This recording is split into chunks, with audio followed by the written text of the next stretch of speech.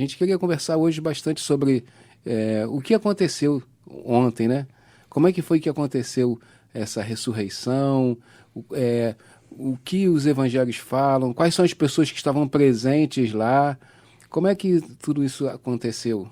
Primeiro, o que nós assim olhamos, né, que os evangelhos trazem os relatos diferentes. Eu não me preparei aqui trazendo os textos, não tenho aqui, mas lembramos muito bem, né, que Sim. quer dizer, os evangelhos apresentam de uma maneira um pouco diferente, né? São Esse semelhantes, fato. mas não são São iguais, né? semelhantes, mas não são iguais. Exatamente. Então, nós acreditamos que a revelação de Deus encontra-se no meio desses fragmentos, né, naquilo que os evangelistas estão nos trazendo, e fica claro o quê? Olhando todos esses fragmentos, né? De fato, quando chegou o terceiro dia, quando Jesus foi procurado, ainda na condição, nós pensamos aqui na Maria Madalena, por exemplo, que foi para procurar Jesus depois da Páscoa, né? Nós entendemos, não conseguiram fazer o enterro de Jesus com todos os procedimentos que a tradição mandava naquela época. Então nós acreditamos que ela foi exatamente para completar o que faltava para que este enterro de Jesus possa acontecer de uma maneira correta. Foi ao encontro do túmulo e encontra o túmulo vazio, né? E aí o que fica claro, né, que todos esses relatos confirmam a mesma coisa, que Jesus não estava mais no túmulo. Juntamos aqui com os relatos que falam, né, que os soldados que também estavam perto do túmulo naqueles dias anteriores também tinham sumido. Né? Fugiram, nós acreditamos, com medo daquilo que aconteceu, né? Então, já logo temos aqui a firmeza nesse olhar ao fato da ressurreição daqueles que participaram naqueles momentos, e logo depois outros relatos, acreditamos, levaram à conclusão que, de fato, ocorreu uma coisa extraordinária, né? Jesus realmente ressuscitou.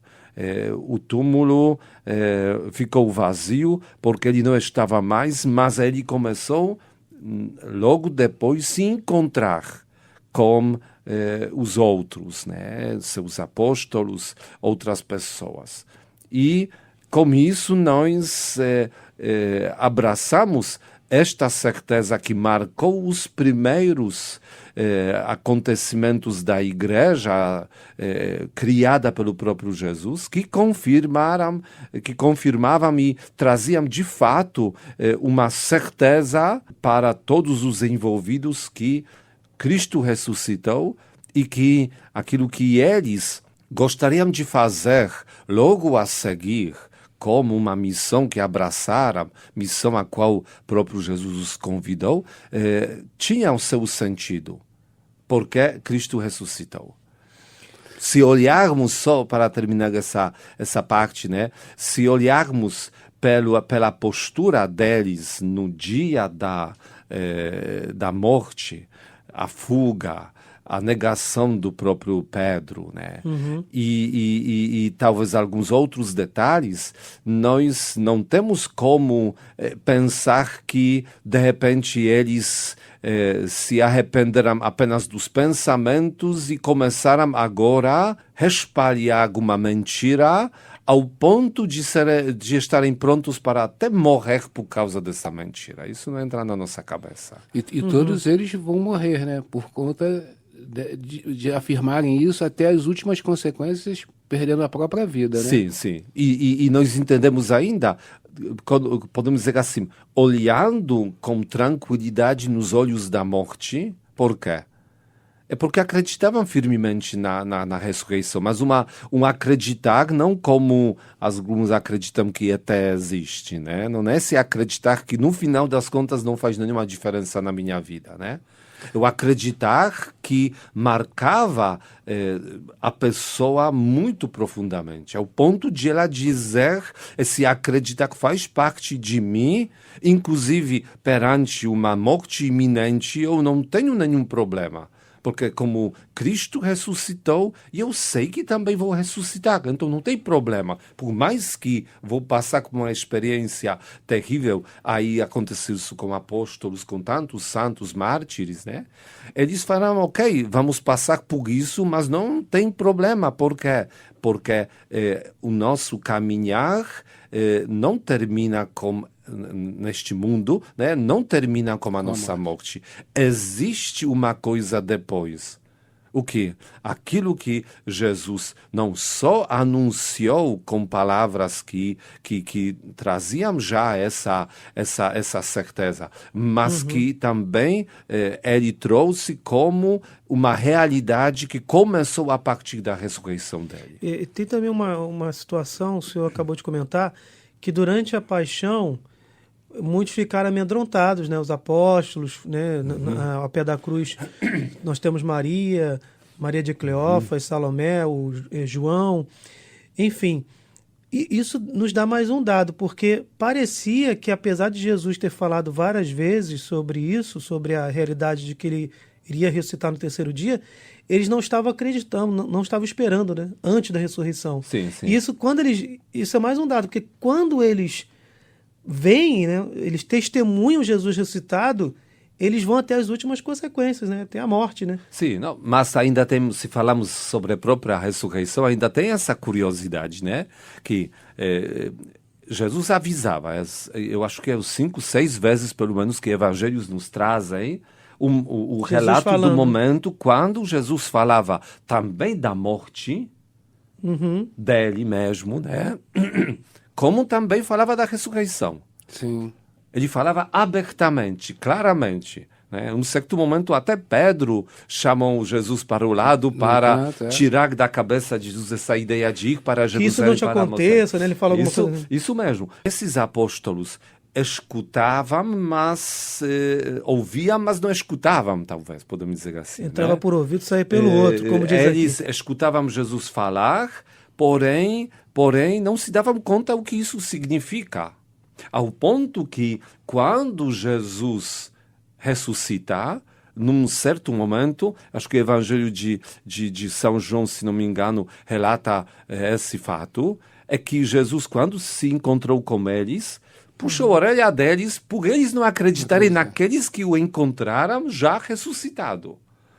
Ou seja, eles teimavam naquela postura que é impossível Jesus ressuscitar. O que nos traz também como consequência uma convicção que não se tratava aqui de um tipo de simbolismo ou até alguma ideia, né, de tentar espalhar alguma notícia falsa sobre a ressurreição de Jesus. Né? A postura deles de não acreditar, quem é no meio deles assim aparece mais assim claramente é o São Tomé, né? Sim. Que ele falou, não vou acreditar nada disso, eu tenho que não só que ver Jesus, eu ainda tenho que botar dedo nas feridas dele, né? E coloca, né? E assim, duas coisas me chamam muito a atenção, Dom Tiago, é o seguinte, por exemplo, verdadeiramente Jesus morreu, né? Ele foi sepultado. E não só isso aconteceu verdadeiramente, como foi um acontecimento naquele momento na cidade. Porque lá nos discípulos de Emaús, quando Jesus caminha com eles, eles parecem surpresos ao falar, você não sabe que todo mundo está falando sobre isso. Aconteceu, né? Sobre o que aconteceu, né? Que um homem, o justo, foi morto. Então, assim, foi algo que foi realmente difundido, uma notícia difundida da morte. Então, não existe dúvida contra a morte dele. Sim. E os discípulos, eles se tornaram testemunhas oculares, porque viram, presenciaram, comeram com ele, o Tomé tocou nas suas feridas, né? Então eles tiveram uma experiência real de viver com ele durante 40 dias, né? Até a ascensão. Então, é inquestionável, né? Inclusive tem um texto que diz que ele apareceu várias vezes para outras pessoas e disse um episódio que ele aparece para mais de 500 pessoas. Sim, né? sim, tinha esse momento. Inclusive, isso rejeita completamente essa teoria herética que já existe, que existiu, né? De que a ressurreição de Jesus seria só uma linguagem figurada, dizendo que ele morre, mas a mensagem dele ultrapassa as épocas. O texto, os evangelhos não dizem isso. Sim, dizem claramente que houve uma ressurreição corporal. Sim, sim. Não, para mim também fica muito claro que todo o senso, todo o sentido da nossa vida cristã está ligada com a ressurreição de Cristo. Eu acho que se não fosse isso, São Paulo vai dizer, a gente poderia ficar tranquilamente no nível do Antigo Testamento e pronto, né? E essa ressurreição, Tiago, ela é diferente da ressurreição que aconteceu com Lázaro, com a viúva de Naim, com o filho de Jairo, né? Sim. É totalmente diferente. Sim, sim. Não, verdade. Na nossa língua polonesa até temos uma diferença quando se fala sobre a ressurreição do Lázaro e a ressurreição de Jesus. Um modo de expressar esses fatos é diferente, né? Como se fosse a ressurreição de Lázaro foi, na verdade, como se fosse Jesus o tirou, se falar assim, Jesus o tirou da morte. Seria melhor aqui no português que Lázaro teria revivido e Jesus teria ressuscitado. Não, mas né? na verdade não que Lázaro, porque aqui parece como se fosse Lázaro fez isso com ele. Não. Jesus reviveu Lázaro. Podemos dizer que assim, aí que seria a palavra talvez uma descrição Porque melhor e assim, mas nós falamos exatamente assim, skrzeszony. Usamos essa palavra bonita, né? Skrzeszony, né? E então isso fala, não, alguém fez com Lázaro ele sair do túmulo, que foi nesse caso Jesus, né? Assim como uma pessoa que de repente morreu, teve um ataque do coração, os médicos vão lá e dão aquele choque isso e mesmo. a pessoa revive. E no caso de Jesus se fala zmartwychwstał, ou seja, que ele que se levantou da morte. E vem numa vida totalmente diferente, né? Numa vida glorificada. Então, né? Isso mesmo. Então vamos dizer que a causa está aqui em próprio Jesus, né? Ele que ressuscita, né? Lázaro não ressuscita. Revivido e depois ele morreu. Até ressuscitado, né? Ele foi ressuscitado. Até podemos dizer assim, até, né? Sobre o Lázaro. Mas Jesus, não, é ele que ressuscitou, né? Que a ação do próprio Deus, né? Faz Jesus exatamente como verdadeiro homem, verdadeiro Deus, se levanta da morte. Né? Se Jesus ressuscitou no domingo, são só 2 dias, né? Porque ele morreu na sexta, sábado e domingo. Sim. Então, por que se fala que foi no 3º dia?